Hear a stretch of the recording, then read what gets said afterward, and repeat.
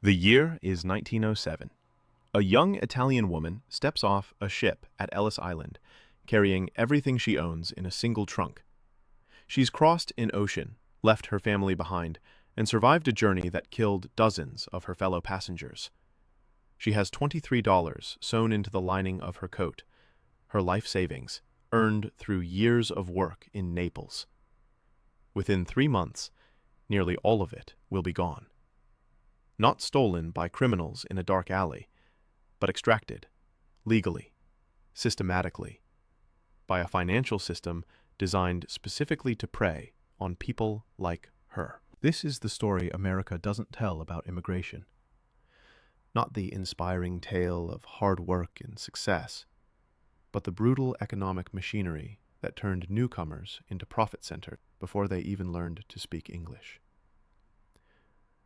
And the most disturbing part? That system never went away.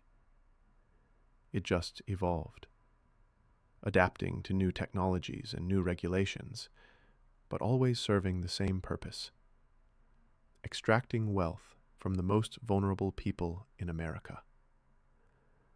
The immigrant banking system isn't a scandal or an accident. It's a feature. It has been for over a century, and if you understand how it works, you'll see that financial exploitation isn't a bug of capitalism. It's the business model.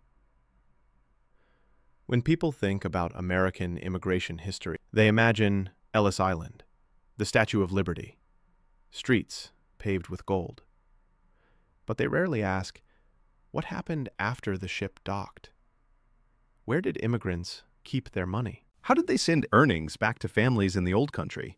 Who helped them navigate a financial system in a language they couldn't read? The answer was immigrant banks. But these weren't banks in any legitimate sense. They were predatory operations run by people from the same ethnic communities as the immigrants themselves, speaking their languages, understanding their customs, and using that trust to rob them blind. Here's how it worked. An Italian immigrant arrives in New York with no English, no contacts, and cash in his pocket. He's told by other Italians in his neighborhood about a banker who speaks Italian, understands the old country, and can help. This banker offers services immigrants desperately need: a place to deposit money, a way to send remittances home, help writing letters, even job referrals. But these services came with hidden costs that would make a modern payday lender blush. Want to send money to your family in Sicily? The banker would charge exorbitant fees, often 10 to 25% of the total, and then delay the transfer for months, using that money for his own investments in the meantime. When the money finally arrived, the exchange rate would be manipulated, siphoning off even more. Want to deposit your wages? The quote, bank offered no interest and charged fees for withdrawal. And because these weren't real banks, they had no regulatory oversight, no insurance, no accountability. When one of these operations collapsed, and they collapsed constantly, depositors lost everything. The cruelest trick was that these predators came from within the community. They weren't outsiders exploiting foreigners. They were Italians exploiting Italians, Irish exploiting Irish, Jews exploiting Jews. They understood the culture, spoke the language, and used ethnic solidarity as camouflage for theft. One of the most notorious was Antonio Cuneo, an Italian immigrant who arrived in New York in the 1880s and built a banking empire serving his fellow Italians. He promised security, fair rates, and reliable service. By the early 1900s, he was handling millions in deposits and remittances. In 1908, his bank collapsed. Thousands of Italian immigrants lost their life savings.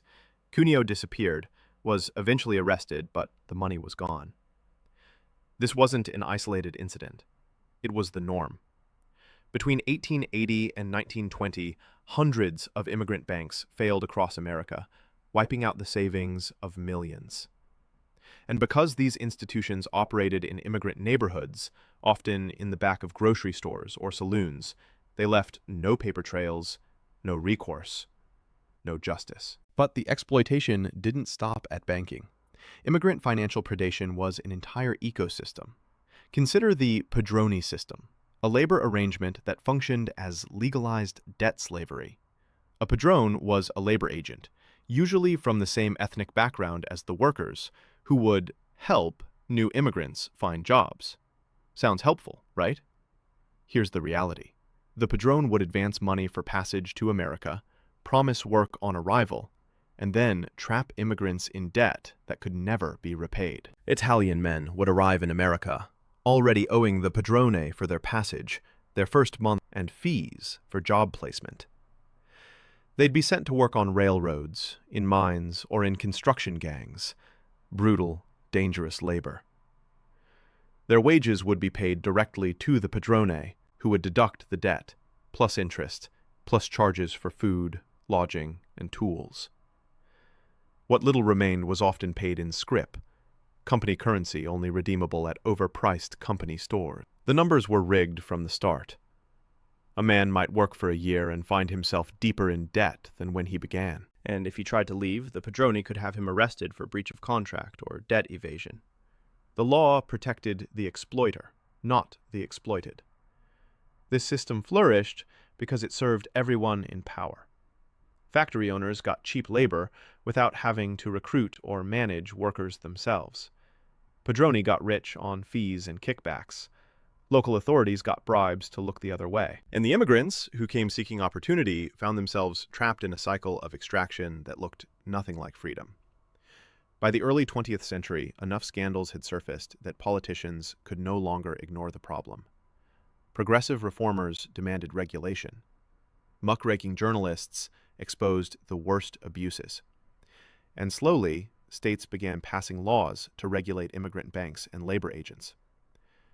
In 1909, New York passed legislation requiring anyone acting as a banker to obtain a license and post a bond. Other states followed. The federal government began investigating fraudulent remittance schemes. Some of the worst predators were prosecuted, though many simply closed up shop and reopened under new names. But here's what the reformers didn't understand, or chose not to see. The exploitation wasn't just about a few bad actors. It was structural. Immigrants were being targeted not because of criminal greed alone, but because the entire financial system was designed to exclude them. And exclusion creates opportunity for predators. Mainstream banks didn't want immigrant customers. They saw them as risky, unable to speak English, lacking documentation, working in unstable industries. So immigrants had nowhere to go, except the back-alley operations that claimed to serve them. Regulation helped, but it didn't solve the fundamental problem. Immigrants were locked out of legitimate finance, leaving them vulnerable to anyone who would take their business. And that vulnerability didn't disappear when the laws changed. It just transformed. Fast forward to the late 20th century, and the dynamics are eerily familiar. The language has changed. Immigrant banks became check-cashing services and remittance companies, but the extraction continued. Today, millions of undocumented and working-class immigrants in America still operate outside the traditional banking system. They can't open bank accounts without proper documentation, or they distrust banks because of past experiences or cultural differences. So where do they go? They go to check-cashing services that charge fees of 2 to 5% just to access their own wages. They go to payday lenders, offering short-term loans at interest rates that can exceed 400% annually. They go to remittance companies like Western Union or MoneyGram that charge hefty fees to send money across borders, fees that can reach 10% or more for small transactions. And just like a century ago, the people being charged the most are the ones who can least afford it. A construction worker making $500 a week loses $10 to $25 just to cash his paycheck, then another $30 to send money to his family in Mexico. Over a year, that's thousands of dollars extracted in fees, wealth that could have been saved, invested, or used to improve his family's life. The modern system is legal, regulated, and completely normalized. But the effect is the same: a tax on being poor and foreign, a transfer of wealth from those who work hardest to those who own the infrastructure of financial access. And it's not just check cashing and remittances. Consider the explosion of subprime lending in immigrant communities in the early 2000s. Mortgage brokers targeted non-English-speaking families, offering loans with terms buried in legal jargon they couldn't read. When the housing bubble burst in 2008, immigrant communities were devastated. Foreclosure rates in heavy Latino neighborhoods were double the national average. Once again, the pattern repeated. Offer a service that looks like opportunity. Bury the exploitation in complexity and fees. And when the system collapses, walk away while the victims lose everything. The question we should ask is, why does this keep happening? Why, across more than a century, do immigrants continue to be the targets of financial predation? The answer is simple and uncomfortable. Because it's profitable. And because immigrants, especially undocumented or newly arrived immigrants, have no power to fight back. They can't lobby Congress. They can't afford lawyers. They can't risk drawing attention from authorities. They are the perfect victims, economically valuable, legally vulnerable, and politically invisible. This isn't a conspiracy. It's a market. When a population is excluded from mainstream institutions, alternative institutions emerge to fill the gap. And when those alternatives are unregulated or weakly regulated, they maximize profit by maximizing extraction. It's not personal, it's business. But the human cost is staggering. Think about what that Italian woman in 1907 could have done with the money she lost to fees and fraud. She could have brought her family over sooner. She could have started a business. She could have bought property. Instead, that wealth was transferred to bankers, padroni, and middlemen who contributed nothing but exploitation. Now think about the millions of immigrants today, losing billions annually to check cashing fees, remittance charges, and predatory loans. That's not just individual hardship. It's a structural barrier to wealth accumulation, a mechanism that ensures immigrants start from behind and stay behind, generation after generation. The American dream promises that if you work hard, you can build a better life. But the immigrant financial system extracts a toll on that dream before you even begin. It's a tax on hope, collected at every turn, by institutions that exist solely because immigrants have been locked out of better options. So, what's the lesson here? First, understand that financial exploitation isn't ancient history.